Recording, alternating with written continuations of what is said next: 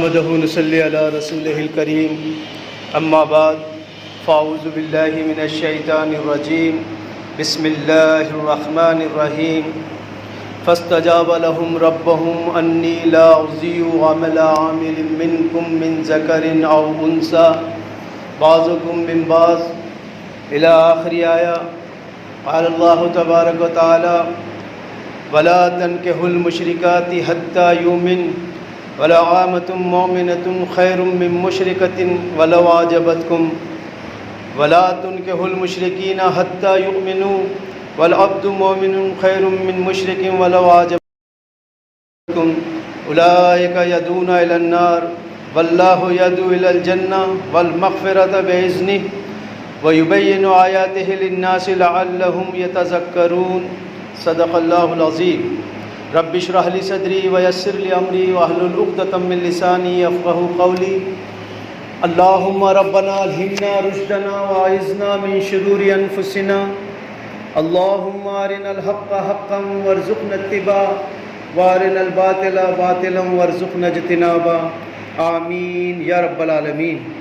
عزیز ساتھیو، السلام علیکم ورحمۃ اللہ وبرکاتہ. جو حضرات پیچھے تشریف رکھتے ہیں اگلی صفوں کو پر کر لیں، انشاءاللہ سنتوں کا وقفہ دیا جائے گا. آگے تشریف لے آئیں. ابھی میں نے آپ کے سامنے سورہ آل عمران کی ایک آیت کا جزء اور ایک سورۃ البقرہ کی آیت تلاوت کی ہے. اس سے پہلے کہ اس پہ کچھ گفتگو کریں، میں چاہتا ہوں کہ جو دعا میں نے مانگی ہے اس دعا کو آپ سب حضرات پورے شعور سے، پوری توجہ سے اپنے دلوں میں مانگ لیں. دعا یہ مانگی گئی ہے کہ اللہم ربنا الہمنا رشدنا، اے اللہ، اے ہمارے رب، ہمیں ہر اس بات کا الہام کر دے جو تیرے نزدیک رشد اور ہدایت کا ذریعہ ہو. واعذنا من شرور انفسنا، اور اے اللہ ہمیں اپنے نفس کی شرارتوں سے محفوظ رکھ.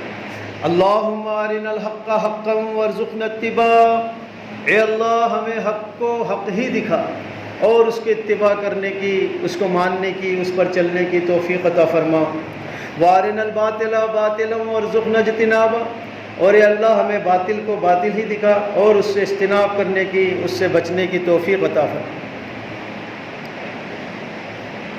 گزشتہ جمعے جو ہماری گفتگو چل رہی تھی کہ خاندان اسلامی کے لیے اللہ تبارک تعالیٰ نے ایک نظام بنایا ہے، اور اس نظام کو ہم نکاح کہتے ہیں کہ کوئی ایک بالغ مرد کوئی ایک بالغ خاتون سے نکاح کرتا ہے اور پھر اس نکاح کے توسط سے اولاد پیدا ہوتی ہے. تو اس طرح اس شخص کا ایک خاندان وجود میں آتا ہے، اور ایسے کئی لوگ جب نکاح کرتے ہیں تو کئی خاندان وجود میں آتے ہیں. کئی خاندانوں کے مجموعے سے معاشرہ بنتا ہے، سماج بنتا ہے، اور انہی معاشرے کے مجموعوں سے بستی، محلے اور ملک بنا کرتے ہیں. اسلام کا جو تعلیم و تربیت کا پروگرام ہے وہ انڈیویجول سے شروع ہوتا ہے، یعنی وہ فرد واحد سے بات کرتا ہے اور اس کو نیکی پر ابھارتا ہے. لہذا نکاح اور شادی کے تعلق سے بھی اللہ تبارک تعالیٰ فرد واحد سے بات کرتا ہے. بلکہ یوں کہے کہ جتنی بھی نیکیاں اور جو بھی کام انسان معاشرے میں کرتے ہیں، خواہ مرد ہو یا خواہ عورت ہو، اللہ تبارک تعالیٰ ان کے کام کا قدردان ہے. لہٰذا اللہ تعالیٰ فرماتا ہے فاستجاب لهم ربهم انی لا اضیع عمل عامل منکم من ذکر او انثی بعضکم من بعض. پھر ان کے رب نے ان کی پکار سن لی اور فرمایا کہ میں کسی بھی عمل کرنے والے کے عمل کو ضائع نہیں کرتا ہوں، خواہ مرد ہو کہ خواہ عورت ہو، کہ تم ایک دوسرے سے ہی نکلے ہوئے ہو. بسا اوقات ہماری عورتوں کو، ہمارے گھر کی خاتون کو یہ خدشہ لاحق ہو جاتا ہے، یا یہ کہیں کہ یہ بدگمانی میں وہ جیتی ہیں کہ اگر ہمارے مرد دین کا کام کرتے ہیں تو ہمیں ان کے کام سے حصہ مل جائے گا، ہم خواہ کچھ بھی کریں. اگر ہم اپنے مرد جو دیندار ہے اس کے کپڑے دھو دیتے ہیں، اس کے بچوں کو ہم پال رہے ہیں، اس کو ہم کھانا وقت پر کھلا رہے ہیں، تو گویا کہ اب اس کے دین کے کام میں سے ہمیں بھی حصہ ملنا چاہیے۔ یہ اصول بالکل غلط ہے، اور عام طور پہ ہماری عورتوں کے ذہنوں میں یہ بات رہتی ہے۔ لہٰذا گزشتہ ہفتے 4 ایسے جوڑوں کا ذکر کیا گیا کہ جس کی نیکی کا فائدہ نہ ان کے خاتون کو ملا اور نہ ان کے گناہ کا نقصان ان کے خاتون کو اٹھانا پڑا۔ آج بھی اس کو دہرائیں گے۔ معاشرے میں قرآن میں ہمیں 4 طرح کے جوڑوں کا ذکر ملتا ہے: اچھے مرد، اچھی عورتیں، برے مرد، بری عورتیں، برے مرد، اچھی عورتیں، اچھے مرد، بری عورتیں۔ مرد اچھے ہیں اور عورتیں بری ہیں۔ قرآن حکیم میں اللہ تعالیٰ نے تذکرہ کیا حضرت لوط، حضرت نوح علیہ السلام کا، کہ ان کے گھر میں جو بیویاں تھیں وہ اللہ کی باغی تھی، بلکہ قوم کو نقصان پہنچانے والی تھی، لہذا ان کا نبی ہونا، ان کا رسول ہونا ان بیویوں کو کوئی فائدہ نہیں پہنچا سکا۔ جب نوح علیہ السلام نے کشتی بنائی اور جب ان کی بیوی اور بچے غرق ہوئے تو ان کا نبی ہونا ان کو کوئی فائدہ نہیں پہنچا سکا۔ لہٰذا یہ کسی بھی گھر کا نقشہ ہو سکتا ہے ہم میں سے کہ مرد تو دیندار ہیں، دین پہ چلنے والے ہیں، دین کے لیے محنتیں ہیں، دین کے لیے مشقتیں ہیں، دین کے لیے انفاق ہے، خرچ کر رہے ہیں، دوڑ دھوپ کر رہے ہیں، 5 وقتہ نمازی ہیں، پرہیزگار ہیں، لیکن عورتیں جو ہیں گھر میں وہ دین سے بالکل غافل ہیں، دین سے دور ہیں، دین کی ان کو کوئی فکر نہیں ہے۔ مرد کو وہ ٹفن باندھ دیتی ہیں، ان کا کھانا بنا دیتی ہیں، ان کے کپڑے دھو لیتی ہیں، اب وہ یہ سوچتی ہیں بھائی ہم نے بہت نیک کا کام کر لیا ہے۔ لہٰذا ان کے لیے یہ بات سمجھنا ضروری ہے کہ ان کے یہ کام تو فرض ہیں، اگر نہیں کریں گی تو پکڑ ہو جائے گی، لیکن یہ سوچنا کہ ان کی نیکی میں سے بھی حصہ مل جائے گا یہ بالکل غلط ہے۔ آپ کو اپنی نیکی خود کرنی پڑے گی۔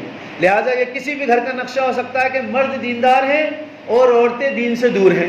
دوسرا جو قرآن میں نقشہ بیان کیا کہ مرد دین سے دور ہیں اور عورتیں دیندار ہیں۔ اللہ قرآن میں نقشہ بیان فرماتا ہے فرعون اور ان کی بیوی حضرت آسیہ۔ فرعون جو ہے وہ اللہ تعالیٰ کا باغی ہے، انا ربکم الاعلیٰ کا نعرہ لگا رہا ہے کہ میں ہوں سب سے بڑا رب۔ اس سے بڑی بغاوت اور کوئی نہیں ہو سکتی کہ انسان بندہ خود اپنے آپ کو کہے کہ میں رب ہوں اور اپنے آگے لوگوں کو سجدہ کرائے۔ لیکن ان کے گھر میں جو ان کی نیک پارسا بیوی ہے حضرت آسیہ، وہ ان کے لیے اپنے لیے جنت میں محل مانگ رہی ہے۔ وہ اس کی بادشاہت سے، وہ اس کے رعب سے، وہ اس کے مالدار ہونے سے، وہ اس کی سلطنت سے ذرا سی بھی مرعوب نہیں ہے اس کی بیوی کسی طرح سے اس کے قبضے میں آ گئی ہیں، کسی طرح سے اس کے گھر میں رہ رہی ہیں، لیکن اس سے ذرا سی بھی محبت نہیں ہے۔ جو لڑکیاں ایسے قدم اٹھا لیتی ہیں کہ اللہ کے باغیوں کے ساتھ چلی جاتی ہیں اور ان کے گھروں میں پڑی ہوئی ہیں، ان سے محبتیں ہیں، ان سے لگاؤ ہے، تو وہ ذرا یہ نقشہ دیکھیں کہ اس کے پاس تو کیا کمی تھی۔ لیکن یہ بندی اللہ تعالیٰ سے اپنے لیے جنت میں محل مانگ رہی ہے۔ 2 طرفہ بات ہو رہی ہے۔ ایک طرف تو یہ نقشہ یہاں پیش کر دیا گیا کہ یہ کسی بھی گھر کا نقشہ ہو سکتا ہے کہ مرد دین سے دور ہیں اور عورتیں دیندار ہیں۔ لہٰذا جب اللہ کا عذاب فرعون پر آیا غرق کر دینے کا، تو پھر اس کو غرق کر دیا گیا، تو اس کا غرق ہونا یا اس کا نقصان پہنچانا ان کی بیوی کو کوئی نقصان نہیں پہنچا سکتا۔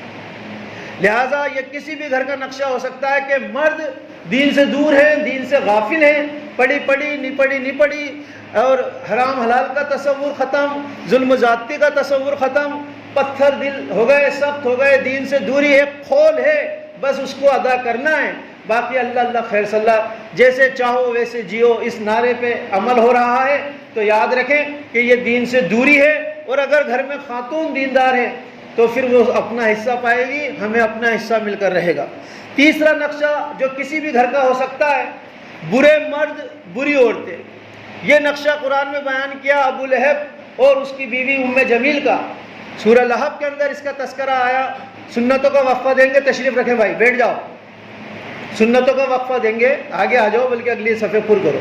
تیسرا نقشہ یہاں پر بیان کیا گیا، برے مرد بری عورتیں۔ ابو لہب ہے، ابو اللہ کے رسول صلی اللہ علیہ وسلم کا چچا ہے۔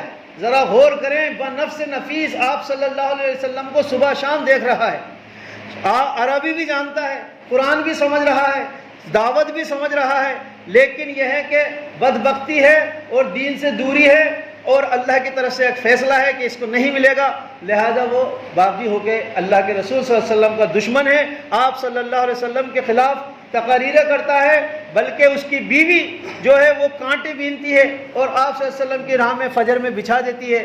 دونوں میں سے اندازہ لگانا مشکل ہے کہ کون زیادہ دین سے بغاوت کر رہا ہے۔ یہ کسی بھی گھر کا نقشہ ہو سکتا ہے کہ مرد بھی دین سے دور ہیں، عورتیں بھی دین سے دور ہیں، اچھی لائف ہم جی رہے ہیں، آؤٹنگ پہ جاتے ہیں، کھانے ہم باہر کھاتے ہیں، فیملی کو اچھے اچھے ریسورٹ دکھاتے ہیں، لیکن دین سے دوری ہے۔ دین پہ تمہارا بھی عمل نہیں، دین پہ ہمارا بھی عمل نہیں۔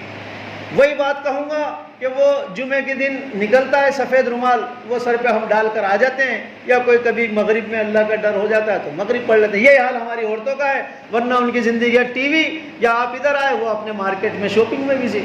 یہ بھی اللہ سے بغاوت کا مسئلہ یہ نہیں ہے کہ آپ باغیوں سے ساٹھ گانٹھ کر لیں، اللہ سے بغاوت کا مسئلہ یہ بھی ہے کہ آپ دین سے دور ہو جائیں، قرآن سے دور ہو جائیں، قرآن کی تعلیمات سے دور ہو جائیں، نہ ان کو سمجھنے کی کوشش کریں۔ پہنچانے کی بات تو تب آئے گی جب کچھ سمجھ لیں گے۔ تو یہ بھی کسی بھی گھر کا نقشہ ہو سکتا ہے کہ مرد بھی دین سے دور ہیں، عورتیں بھی دین سے دور ہیں۔ چوتھا نقشہ، مرد بھی دیندار ہیں اور عورتیں بھی دیندار ہیں۔ اللہ کے رسول صلی اللہ علیہ وسلم کا گھرانہ، آپ صلی اللہ علیہ وسلم کی جتنی بھی ازواج مطہرات ہیں سب پارسا پاکیزہ، یہاں تک کہ ان کی گودیوں میں اللہ کی وحی نازل ہو رہی ہے، قرآن نازل ہو رہا ہے۔ تو یہ کسی بھی گھر کا نقشہ ہو سکتا ہے کہ مرد بھی دیندار ہیں، عورتیں بھی دیندار ہیں۔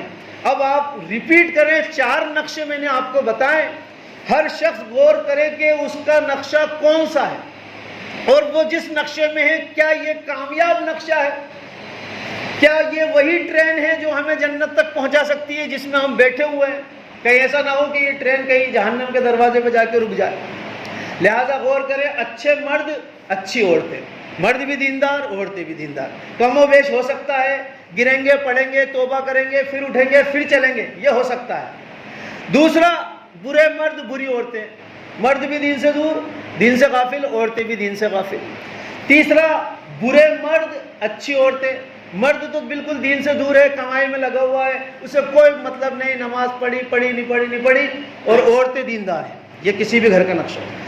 چوتھا نقشہ کہ مرد دیندار اور عورتیں دین سے دور ہیں، یہ بھی کسی ایک۔ 5واں نقشہ اور بتاؤں گا، یہاں میں نے ابھی وہ آیت بھی تلاوت کی ہے، وَلَا تَنْكِحُوا الْمُشْرِكَاتِ، تم میں سے کوئی شخص مشرک عورتوں سے نکاح نہیں کرے، یعنی مومن مرد اور مشرک عورت، یا مشرک مرد اور مومن عورت، یہ بھی بے میل جوڑا ہے۔ یہ وہ جوڑا ہے جو آج معاشرے میں بہت زیادہ دیکھنے کو مل رہا ہے۔ یہاں اللہ تعالیٰ نے فرمایا، یہ سورہ بقرہ کی آیت نمبر 221 ہے، وَلَا تَنْكِحُوا الْمُشْرِكَاتِ، تم میں سے کوئی بھی مشرکہ عورت سے، لڑکی سے نکاح نہیں کرے، چاہے وہ تمہیں کتنی ہی اچھی لگتی ہو، وَلَوْ أَعْجَبَتْكُمْ، وہ چاہے تمہیں کتنی ہی خوبصورت لگتی ہو۔ اس سے بہتر وہ بندی ہے خواہ وہ غلام ہی کیوں نہ ہو، لیکن ہو مومنہ۔ اسی طرح کہا گیا کہ تم میں سے کوئی لڑکی کسی مشرک مرد سے نکاح نہیں کرے، خواہ وہ تمہیں کتنا ہی خوبصورت لگتا ہو، کتنے ہی وعدے کر رہا ہو، کتنے ہی آپ کو شیشے میں اتارنے کی کوشش کر رہا ہو، اس سے بہتر وہ مومن ہے چاہے وہ غلام ہی کیوں نہ ہو۔ کیوں؟